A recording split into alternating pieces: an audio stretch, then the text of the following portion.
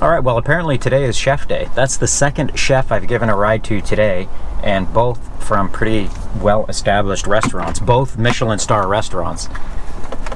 But this guy is saying that Saison, where I dropped the guy off earlier, has 3 Michelin stars, so okay. Is it on? We're running? Yeah, it's on right now, so... Story from the Bay! So what's going on, man? What do you do? Much, man. I am I'm one of the chefs over at a restaurant called Rich Table. Okay. Which is over in Hayes Valley. Oh, nice. It's it's been around for like 6 years. It got the first Michelin star last year. So yeah, things are pretty good. I just moved back here pretty recently. I lived here for 3.5 years-ish. Yeah. And then I moved back to San Diego with culinary school. Oh, nice. And now I'm working out here. Oh, really cool. Yeah. Dude, it's a Michelin Star restaurant? Yeah. Okay, that's pretty impressive. Those are hard to get. Hard to get, yeah, really hard to get. I mean, this city is like the capital of food in the country. Yeah. I mean, it used to be New York, but people really talk about San Francisco now, like really leading the country, like being like as one of the best in the world. And we have the most Michelin stars in any city in the country, so it's definitely, if you're a cook, this is the place to be. Yeah. The only thing that sucks is that it's one of the most expensive cities in the world, and it's not the highest paying job, but if you love it, then it's definitely worth getting into. But today is apparently chef day, because you're the second chef that I've given a ride to today. Way. The first guy, he worked, I think, at another well-known place called Saison. Oh, no fucking way. Have you heard of it? Yeah, Saison, that's the best restaurant in the city. It is? Yeah. Saison, yeah, that's 26th best in the world. Yeah. I'm pretty sure. Yeah. He said it was like, it's consistently ranked in the top 50 restaurants like in the world. Yeah, it is. Yeah. Saison is a super serious restaurant. Okay. That place, it's like what's really cool about that place is it's the whole concept of the restaurant is fire focused. Yes. So everything operates around a live fire that's basically burning in the middle of the restaurant throughout the entire service. I like fire. Yeah. I might like this restaurant. Yeah, every single one of it's definitely, it's more than just a dinner. It's definitely an experience to go there. It's like, it's a 3 Michelin star restaurant. So, it has 3 Michelin stars? Yeah. Okay. Yeah. Okay. So it's one of the best in the world for sure. But yeah, it ain't cheap. That's for sure. Right. I think it's like $290 a person. Whoa. Without wine. Yeah. Yeah, so I think with wine you're gonna be walking out of there spending like $500 a person. Shit. But then again, it's I don't know, it depends if you're into that kind of thing, but it's one of those like once in a lifetime dinners. Yeah. For sure. It sounds really like a really interesting spot. Exactly. Yeah, it is. My spot's not really like that. I mean, we have a Michelin star. Yeah. But it's not like astronomically expensive. Like you can order just normal entrees. Yeah. What kind of food is it? It's, there's not really any barrier on what kind of like cultures you're tapped into. Yeah. We have like, right now we're working with a lot of like Asian flavors, but we also have like a lot of like French influences, Italian influences.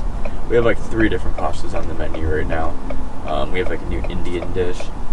So, I mean, it's called Rich Table because the owner's last name is Rich, but all of the food is also very rich. Yeah. Yeah. So it kind of works both ways. Double entendre there. Exactly. But nice. Yeah, it's really good food. I mean, pretty tough to get a reservation, but I would recommend just showing up and trying to get bar seating because it's a cool place. Bar seating is actually more my style anyways. Yeah. It's definitely the way to go.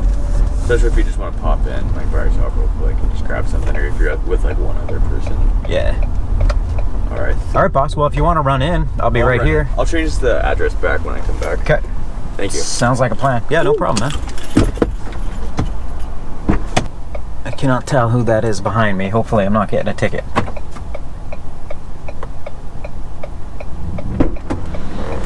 All right. Nathan. Yeah. What's going on, man? Nothing much. Just got back from the smoke shop. All right. These things are taking over, man. It's crazy. What is it? It's called a Jewel. Okay. It's I mean, I'm not necessarily happy to be using it. Yeah. But it's definitely got me off of smoking. Yeah. But it's kind of just replaced it. Yeah.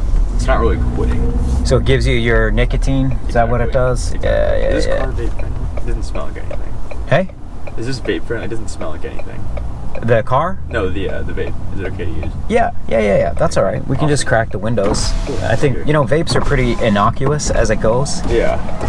I mean, this one's completely scentless, which is nice. Yeah. But it's not like smoking a giant cigar or something that's gonna like freaking take over the car. Exactly. That'd be funny if someone came in the car like, "Is this cigar?" Yeah.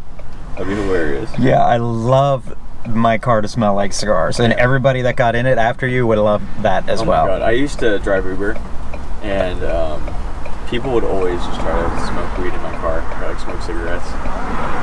It's kind of frustrating. They would? Yeah. Shit. Like around here? Around here, San Diego. Yeah.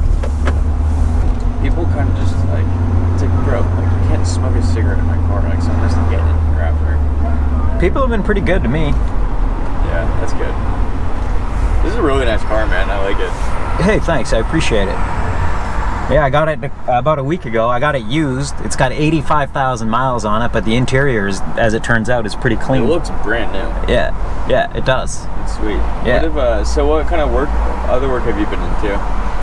I was in Minnesota for 6 months on a contracting job with a property management company before coming out here. Okay. I was in a small town in Minnesota. Cool. How did you get hooked up with that?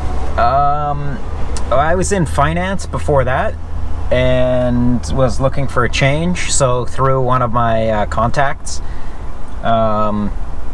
he brought this opportunity to my attention. That's cool. I told him that I was looking to do something else, and he's like, well, I might be able to help you out. So I went down there and did some consulting for them for about 6 months. It's pretty sweet, man. Nice. Yeah. It's cool about contracting gigs is that you're not tied in to working. Yeah. For super long time. Yeah. Interesting. So did that guy from Saison say what kind of chef he was there? He didn't, but he's a chef. Interesting. Didn't really know that it was a Michelin Star restaurant. I was like, oh, so I should slide in sometime and you could hook me up. He's like, well, maybe not. Yeah. It's funny. So I've done a couple. So it's a really interesting industry, the Michelin Star restaurants. Yeah. I've done a couple stages at like 2-star restaurants. Yep. And a stage basically means that you work for free.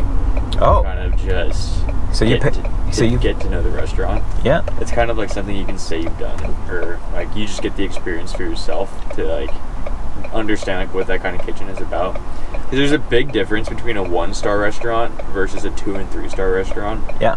Like a 2- and 3-star restaurant is much more like intense and expensive usually. Intense in the kitchen. Yeah. Intense in the kitchen. Yeah. And things are just kind of operate a certain way. Whereas a 1-star is intense too, but it's not really on the same level as a 2 or a 3. So I've heard Saison is definitely like one of the hardest jobs. But I did a stage over at this place called Atelier Cren over in the marina. Yeah. And that was a pretty intense kitchen too. It's just it's crazy like from an outsider's perspective, like what that would be like. Like it's pretty crazy to think that someone would work for free. Yep. Because you talk to like someone else in any other industry and they'd be like, I would sue if I had to work for free, like whatever. But it's just pretty crazy how like a lot of these chefs, like we just like volunteer our time for no money. And usually it's like a 12-hour shift. Like I'm thinking about doing another one too.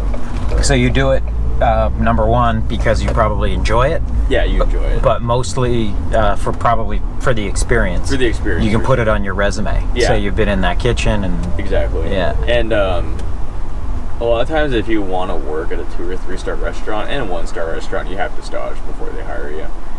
And a place like Saison usually requires like 100 hours of staging before they would even consider hiring you. Which is pretty crazy. It's called stage? Yeah. How do we spell that, I wonder? S-T-A-G-E. Okay.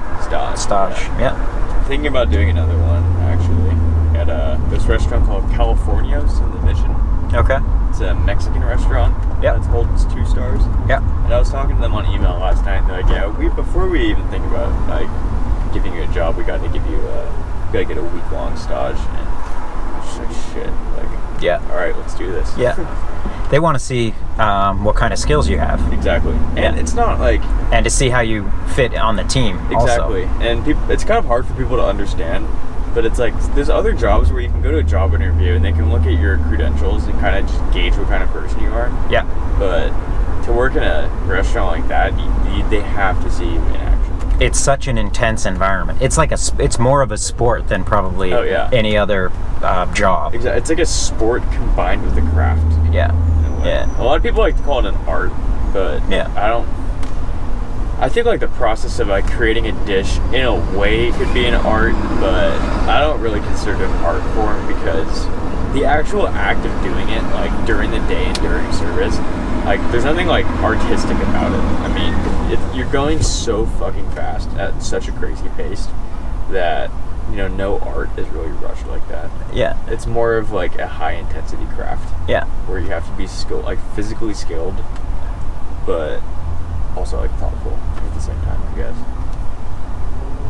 Yeah, a lot of people like watch those cooking shows and like think it's an art form, but it's more intense than that. It's more, it's a little bit more intense than an art form. How much of your days are spent prep? Okay, so I get there at between 11:45 and like 12:15. Yeah. Every day, 5 days a week. Yeah. And then you prep from then up until like 4:30, 4 o'clock. Yep.